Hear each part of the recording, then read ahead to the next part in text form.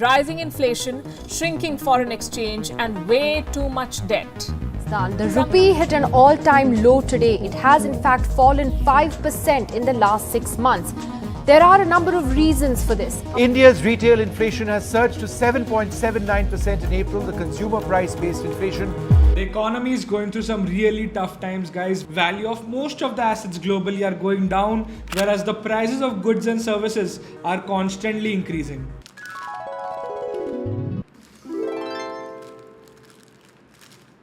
The market sentiments are negative, guys, but if you are serious about your investing, then this is a good time to understand the basics of economics to understand this current situation better. Why does our economy go through high growth and low growth phases? Why is inflation at an all-time high? Why do central banks increase and decrease interest rates? And why does an economy go into a bubble from time to time? I'll be answering all these questions in today's video. This is important. Watch this video till the end.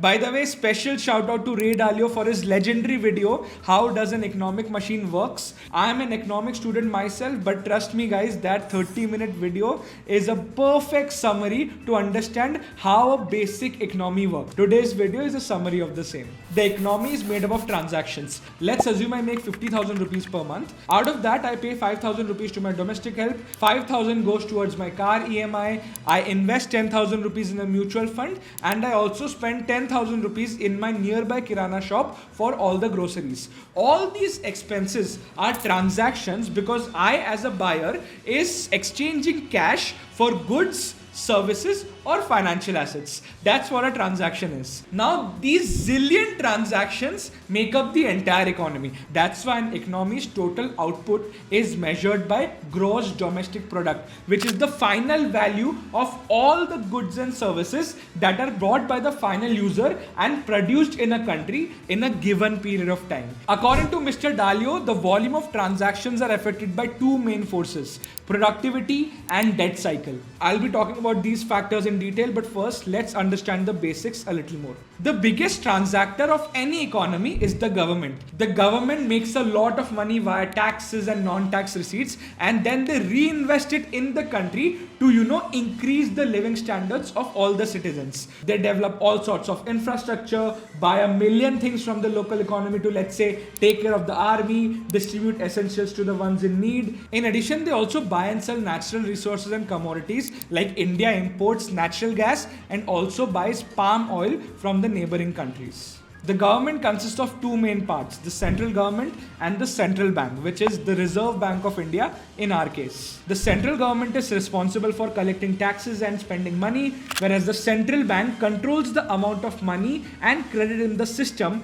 by influencing the interest rates and printing money.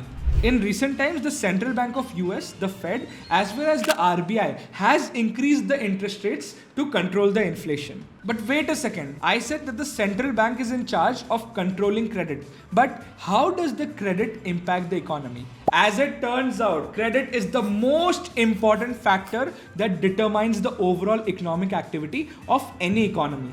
Suppose you earn 10,000 rupees a month. You spend 7,000 of your income in buying groceries, going for dinners with friends, maybe going for a movie once a month, and save the rest of the 3,000 rupees. When you spend this 7,000 rupees, it becomes someone else's income. Now imagine you borrow 10,000 rupees from a bank as a loan at an interest rate of 10%. Now suddenly your spending capacity goes from 7,000 rupees to 17,000 rupees. So essentially, because of you borrowing from the bank, someone else's income is increasing by 10,000 rupees. Of course, this spending is distributed over several transactions with several different people. But now, if a lot of people start taking out loans and spend more than what they can afford, then suddenly the overall economic activity will increase. Suddenly, the economy starts growing on steroids because your additional spending capacity is also additional income in someone else's hands. Now, when you take out a loan from a bank, you are borrowing from your future self. You are spending money which you do not have at that point of time. उससे होगा क्या? So sometime in the future you will have to pay that money back to the bank along with the interest, which will reduce your spending capacity in that particular month. That's pretty much a basic outlay of the economy, guys. The number of transactions add up to make the overall economic output. But remember the two main forces which drive the entire economy and the total volume of transactions. Now it's time to understand both the forces in detail. Number one, productivity. In a transaction, you have to give something to get something. How much you get depends on how much you produce.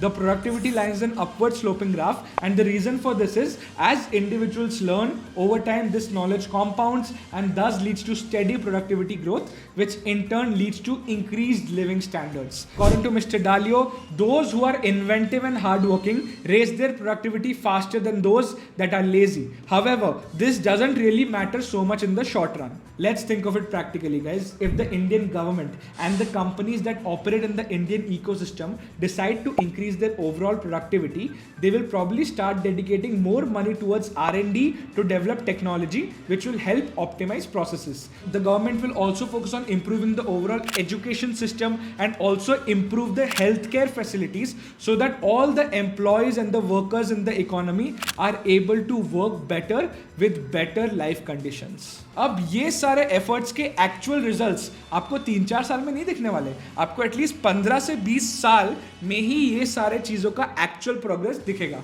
The second factor is debt cycle. Because credit is used in the economy, it leads to creation of cycles. People cannot keep borrowing and spend more than what they earn forever, right? They have to pay back that money at some point of time. When you borrow money, the volume of transactions go up. And when you are paying the money back, the volume of transactions go down. This is exactly what happens in every economy.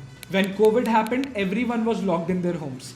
Businesses shut, economic activity was practically non-existent, and everything took a hit.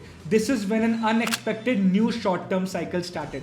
As soon as the government sensed that the overall economic activity was going down because the number of transactions were decreasing, they lowered the interest rates. Well, India's central bank has kept interest rates on hold at record lows. It wants to keep supporting the economy with low borrowing costs amid concerns about the potential impact of the Omicron variant. It's intuitive. When the cost of borrowing is low, you will borrow more money. Think about it. बहुत simple है guys. 2 साल पहले अगर आपकी favourite गाड़ी loan मिलाकर 10 लाख रुपए की थी और आज के दिन लो इंटरेस्ट रेट की वजह से उसका प्राइस 9 लाख रुपए हो गया है, तो आप आज के दिन उस गाड़ी को खरीदने का ज्यादा सोचोगे.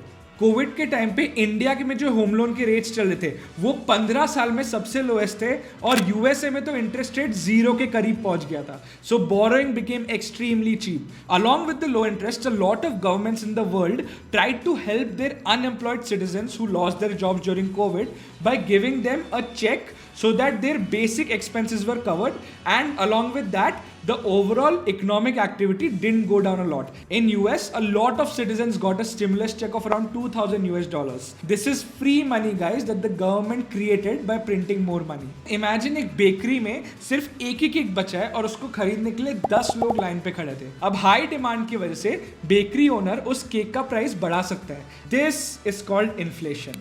स्पेंडिंग में सडनली ग्रोथ आ गई थी और कोविड की वजह से बहुत सारे सप्लाई रिस्ट्रेंट्स आ गए थे, जिसकी वजह से जो गुड्स की सप्लाई है वो ऑलरेडी ज्यादा नहीं थी, तो अब डिमांड सप्लाई से बहुत ज्यादा बढ़ने लगा, जिसकी वजह से प्राइसेस भी बहुत तेज बढ़ने लगे. In fact in the US the inflation of April and May is at a 40-year high. Even in India the inflation is currently more than 7%, which is way above RBI's target of 5 to 6%. And not just the price of goods and services. Because money was so cheap, people borrowed money and started investing in stock markets, cryptocurrencies, etc. Because when the interest rates are low, the returns on your debt instruments is also low. So the fixed deposits are now giving less than the inflation, because of which a lot of retirees, a lot of institutional investors shifted all the money which was parked in these save instruments to all stocks, cryptos to get a higher return. Suddenly the prices of goods and services and value of assets kept getting inflated. So we are currently in the ascending side of the short-term debt cycle, but the central bank knows that the inflation is not sustainable. So what do? They increase the interest rates. Now, Now, India's central bank hiked the key interest rate by 50 basis points to 4.9% in an effort to tame rising inflation. In May 2022, RBI increased the interest rates by 0.5% after they once increased it by 0.25%. So last 2 महीने में RBI का repo rate 0.75% से बढ़ चुका है. इससे होगा ये कि बोरोइंग महंगी हो जाएगी because banks will also increase their interest rates, because of which loan rates, personal loans, car loans, scooter loans, everything will become more expensive. Now people will stop taking more loans because it's expensive, because of which the spending capacity will keep reducing. If interest rates keep rising, which they are forecasted to, then spending capacity will further keep reducing, and overall the income in the economy will reduce, which will reduce in decreases in prices, and which will eventually lead to deflation. Think about it, if the demand for the goods and services go down, then eventually the prices of those goods will also go down. You see, it's a domino effect. When deflation continues for long enough, the overall economic activity keeps on going down till a point when it's unsustainable. And that's when the central bank reduces the interest rates, people keep on spending more, and the whole cycle continues. That's all for today's video, guys. If you found anything valuable in this video, then please hit the like button. If you're new to this channel, then consider subscribing. This is Anshuman Sharma, and I'll see you guys in the next one.